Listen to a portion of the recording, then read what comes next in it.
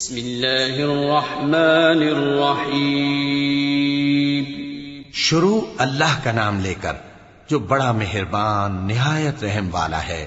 طٰہٰ، اے نبی صلی اللہ علیہ وآلہ وسلم، ہم نے تم پر قرآن اس لیے نازل نہیں کیا کہ تم مشقت میں پڑ جاؤ، مگر ہر اس شخص کی نصیحت کے لیے نازل کیا ہے جو خوف رکھتا ہے۔ یہ اس ذات کا اتارا ہوا ہے جس نے زمین اور اونچے اونچے آسمان بنائے، یعنی رحمان، جو عرش پر جلوہ افروز ہوا۔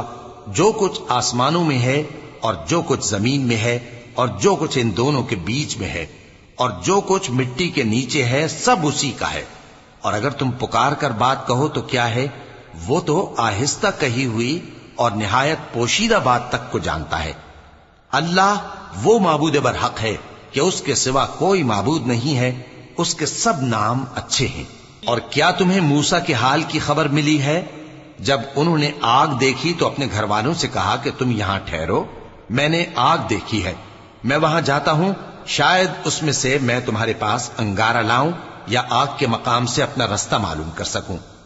پھر جب وہ وہاں پہنچے تو آواز آئی کہ اے موسیٰ، میں تو تمہارا پروردگار ہوں، تو اپنے جوتے اتار دو، تم یہاں پاک میدان یعنی طویٰ میں ہو، اور میں نے تم کو منتخب کر لیا ہے، تو جو حکم دیا جائے اسے سنو۔ بے شک میں ہی اللہ ہوں، میرے سوا کوئی معبود نہیں، تو میری عبادت کیا کرو اور میری یاد کے لیے نماز پڑھا کرو۔ قیامت یقیناً آنے والی ہے، میں چاہتا ہوں کہ اس کے وقت کو پوشیدہ رکھوں تاکہ ہر شخص جو کوشش کرے اس کا بدلہ پائے۔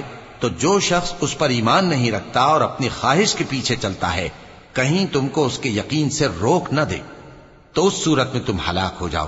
اور اے موسیٰ، یہ تمہارے داہنے ہاتھ میں کیا ہے؟